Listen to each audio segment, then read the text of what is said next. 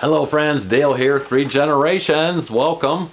Today's video is one I've planned now for a couple weeks and just haven't been able to get to it. It's on naming my lambs this year. So each year I have a way of naming these lambs or sheep I've added.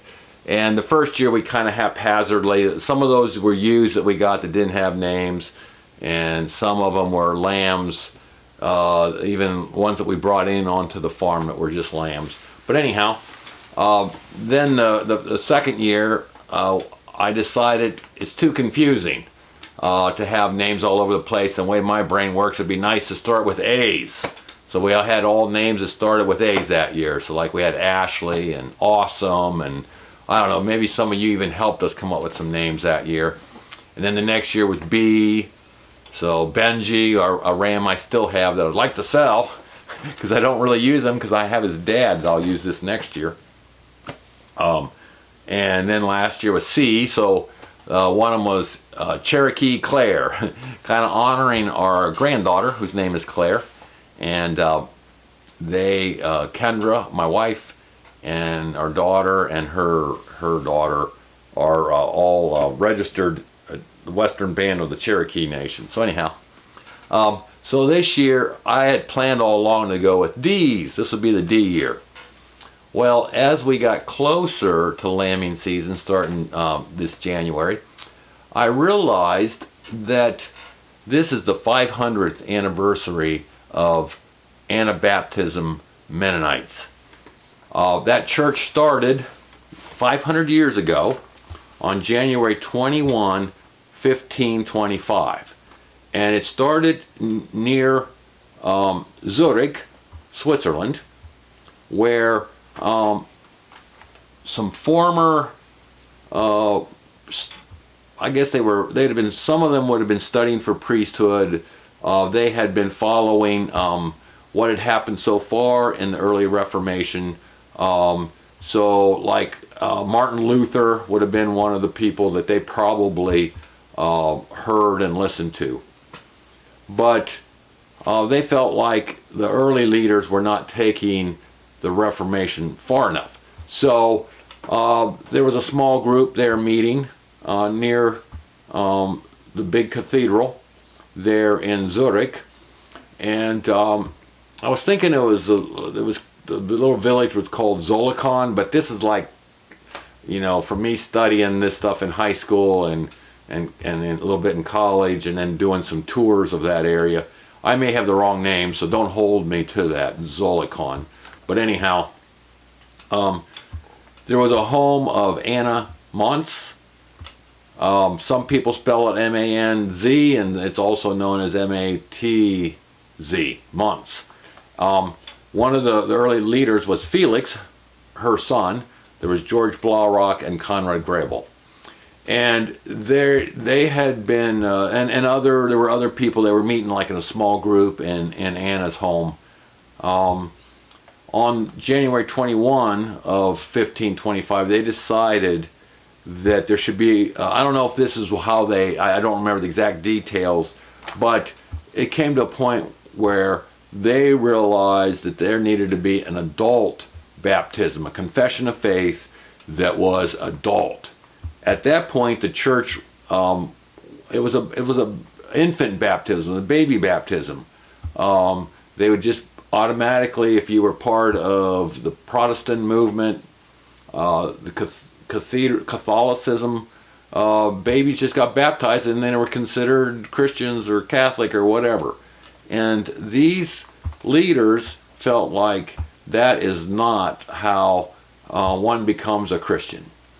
And so in that home of Anna Mantz, back on January 21, they'd had their first baptism, and they baptized each other.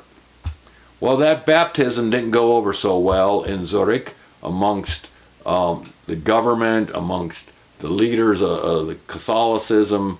It was seen as this horrific thing, and it actually, the Anabaptists at that point, or soon after, they were considered heretics, because they were going against what the tradition had been at that time, and it was felt like that they were completely wrong.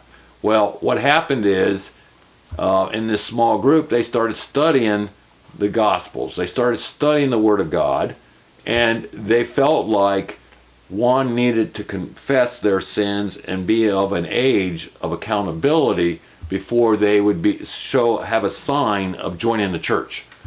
And so, as heretics, they were hunted down and persecuted there in Europe, especially there in Switzerland initially.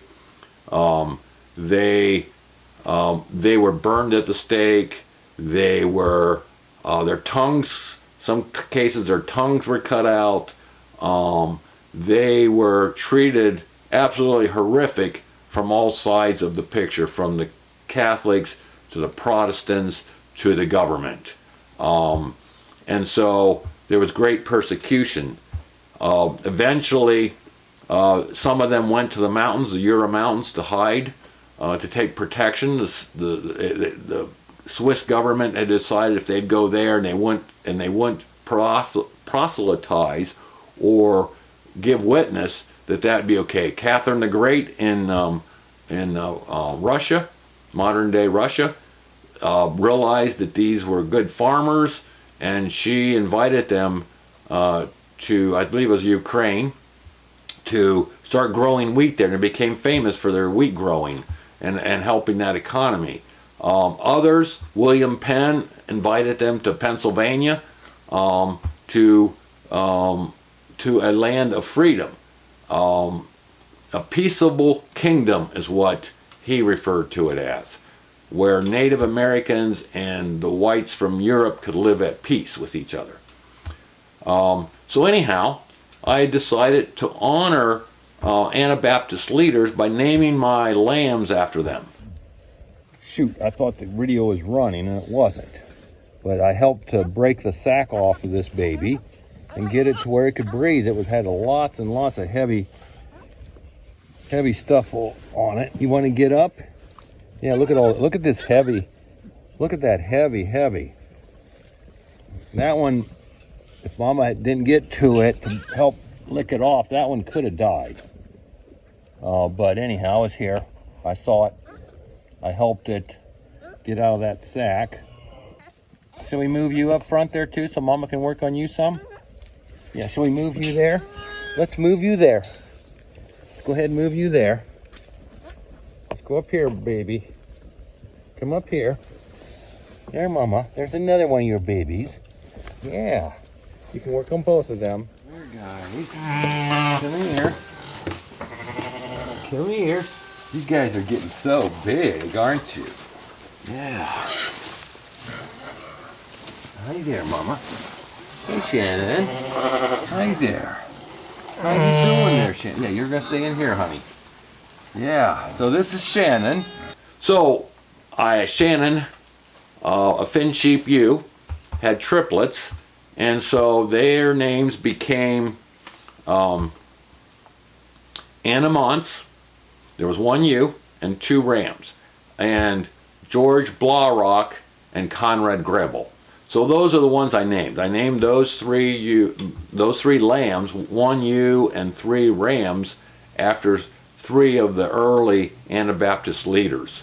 I need your help because I have a lot of lambs. Right now I have 11 or 12, but I expect another 30, 40 lambs here in the next, say, month or less. And the tough ones are going to be the ewes, because in that day and age, there's not near as much written about the women of the movement. I know you have Michael Sattler and his wife Margarita, I think I'm not sure if I'm pronouncing it right.